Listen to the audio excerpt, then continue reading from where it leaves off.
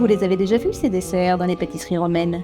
Une belle brioche généreuse avec un grand sourire de crème. Eh bien, rendez-vous compte que ce dessert, petit déjeuner préféré des Romains, date de l'Antiquité. Et vu son nom bizarre, je me doutais bien que ce tas de crème cachait une histoire sympa. Voici donc le maritozzo, avec 2 Z. Un genre de pain brioché à base de farine, œufs, miel, beurre et sel, farci d'une généreuse tranche de crème chantilly. Bon, ça c'est pour la version typique romaine, parce qu'on peut aussi le trouver dans le sud de l'Italie, dans les Pouilles ou en Sicile, sous forme de tresse. Et pourquoi il s'appelle maritozzo ? Eh bien, ça remonte à la Rome antique, parce que dès ce moment-là, les jeunes hommes offraient ce dessert à leurs petites copines, qui, en l'acceptant, acceptaient aussi le prétendant come marito.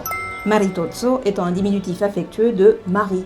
D'ailleurs, le soupirant cachait souvent à l'intérieur un bijou ou une bague pour manifester son amour. Donc en gros, c'était le dessert des demandes en mariage. À l'époque, si un gars arrivait avec un maritozzo, vous pouviez commencer à vous dire « Ouh, est-ce que je vais dire oui, est-ce que je vais dire non, est-ce qu'il y a une bague ?» Alors bien sûr, à l'époque, il n'y avait que la brioche, pas la crème, évidemment, puisque la crème, elle a été inventée au XVIIe siècle par notre chef français Vatel, à Chantilly, la Chantilly. Non, à l'époque, c'était juste un petit pain, humble, fendu comme un secret, comme une promesse d'une belle vie à deux.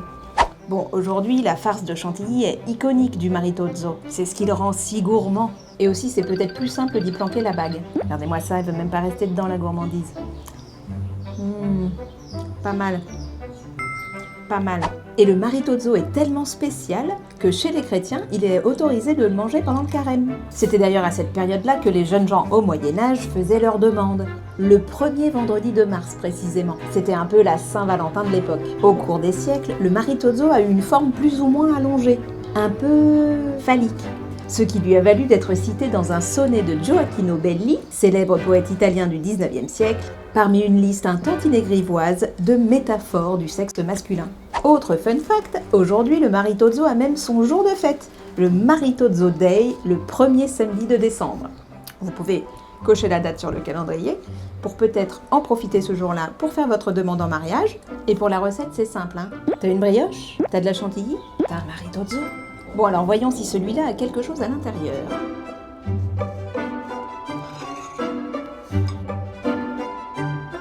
Eh ben, pas vraiment. Mais on voit bien la mie de la belle brioche et la bonne lampée de crème. Allez. La brioche est bonne, pas trop sucrée, avec un petit parfum de fleur d'oranger. C'est pas mal, hein? Moi, je comprends pourquoi on peut se marier avec ça. Bon appétit et vive les mariés.